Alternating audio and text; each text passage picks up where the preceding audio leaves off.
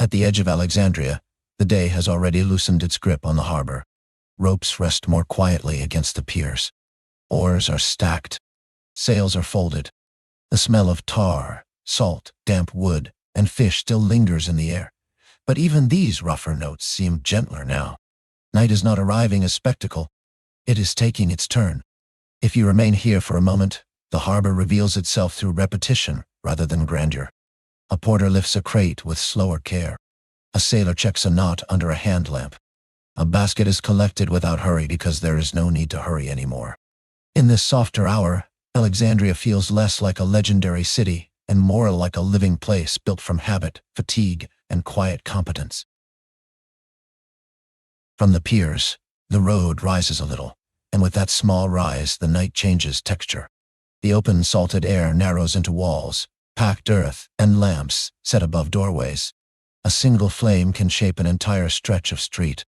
A brazier outside a workshop can make one patch of stone feel human, while the rest recedes into shadow. Travelers still arrive, but they arrive one by one. A mule is led at an easier pace. Two scribes continue a conversation that has already grown gentler with the hour.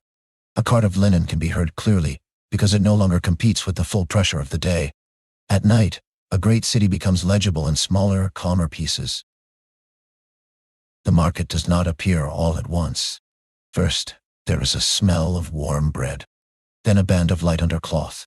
Then baskets, trays, and the outline of hands, still finishing the last exchanges of the evening. What daylight demanded quickly, night now allows slowly. Here, vendors speak to one person at a time.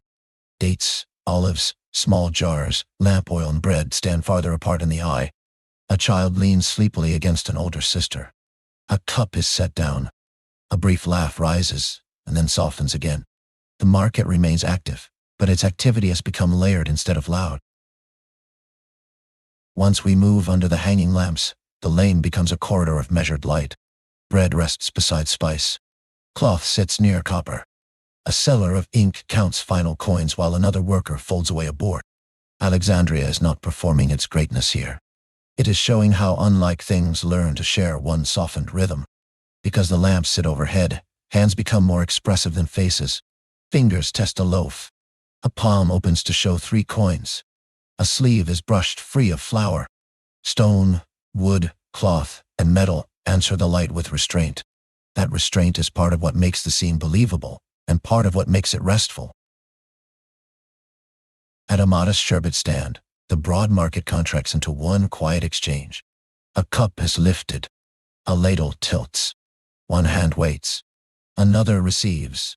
The movement is small, but it contains refreshment, trust, trade, and custom all at once. The stand carries a coolness of damp vessels and repeated use. The wood beneath the cups is marked by time. Nearby objects wait without demanding attention. This is one of the ways ancient cities become convincing at night, not through constant motion but through steady actions repeated so often that they become part of the place itself.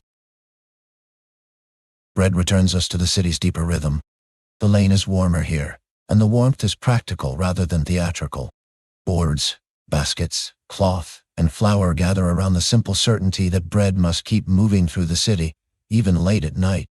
Workers do not need to dramatize their labor. Their calm efficiency is enough. A loaf is checked. A board is shifted. A cloth is folded back into place. In a sleep history telling, the dignity of this scene comes from how ordinary it remains. Inside a courtyard, the city grows quieter again. A well, a bucket, a rope, worn stone, and a patch of open sky are enough to hold the scene. Water is not only necessity here. It is rhythm, memory, and maintenance. The sounds are smaller now. Rope against stone, a vessel set down, a faint movement of cloth, the steadier silence that follows. Alexandria continues through these repeated acts of care, just as much as it continues through trade, law, or scholarship. At a late writing table, the city turns inward without becoming abstract. A reed pen, an ink cup, a sheet or tablet, and a low lamp create a narrow island of attention. Thought at night is quieter than public speech, but it belongs to the same living city. The scene should feel deliberate without becoming severe. A note is checked. A line is corrected. A hand pauses before continuing. The night does not force meaning here. It allows meaning to settle slowly. At a shrine threshold, devotion takes its place among the other nightly disciplines of Alexandria. Lamps burned low. Surfaces carry use more than ornament. A gesture of reverence is enough. Nothing needs to be enlarged beyond that. This is not a scene of spectacle. It is a scene of continuity. Public life has quieted, but devotion remains. Night holds space for it without asking it to announce itself loudly. The baths are no longer full, and that absence becomes part of the mood. Steam has thinned. The loudest part of the evening is over. Stone, water traces, and the memory of warmth remain. What matters now is after-presence. A vessel moved aside. A bench left empty. Moisture on a wall. Night in a city often becomes most believable when we notice what activity is just left behind. In a physician's room, order replaces spectacle. Bowls, cloths, a low lamp, and instruments kept with restraint suggest care rather than drama. Healing in the ancient city is not far from household knowledge, routine attention, and practiced memory. The room should remain calm enough that nothing feels alarming. Even the idea of treatment is softened by the hour. This is one more quiet profession continuing beneath the city's larger fame. Inside a modest home, the city becomes intimate without losing historical weight. A folded cloth, a vessel, a lamp, a mat, a stool, and the signs of repeated use are enough. The scene asks not for display, but for recognition. At night, a city survives through rooms like this. Meals are finished.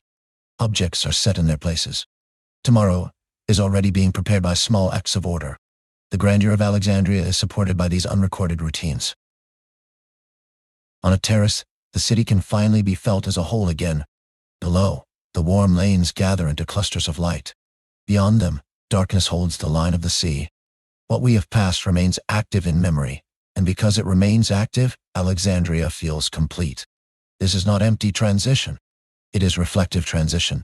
The harbor, market, home, and workroom all continue below, while the terrace offers just enough distance for their relationships to become visible. Here the sky becomes part of the city's architecture. Ancient people in Alexandria did not need to be formal astronomers to live with the practical knowledge of stars, wind, season, and navigation. Night sky awareness belonged to ordinary life, as well as learned life. The right tone is contemplative realism. A lamp remains low. A parapet remains solid. The face turned upward is still part of the city below. Night allows the small scale of objects and the larger scale of the heavens to rest together without conflict. Alexandria's libraries and scholars are best approached at night through afterimage rather than grandeur. A corridor after lamps have been lowered. A table where texts have been set aside. A keeper or student delaying departure for one last quiet look. Knowledge at night is custodial. Someone trims a lamp. Someone protects text from dust. Someone decides what work will resume in the morning. By showing learning this way, the city of books remains part of the same human Alexandria as the market and the harbor. As the deepest hour passes, the city begins turning itself toward morning, before morning is fully visible.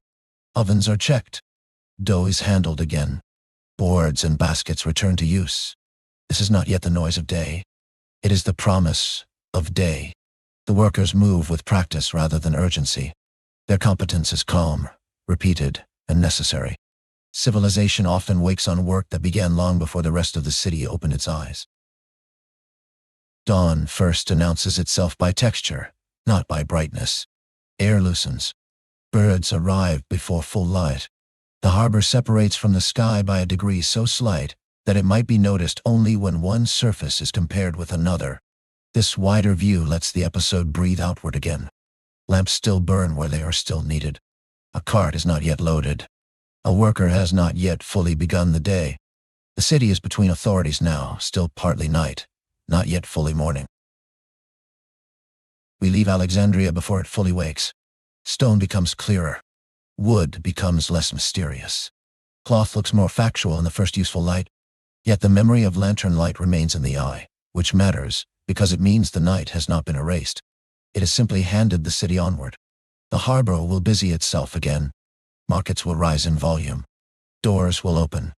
Ovens will send out their first bread. But for a sleep history episode, continuity is enough. The city has carried us from harbor dusk to pre-dawn readiness through cups, loaves, folded cloth, checked lamps, and quiet competencies. The night has done its work. The city remains.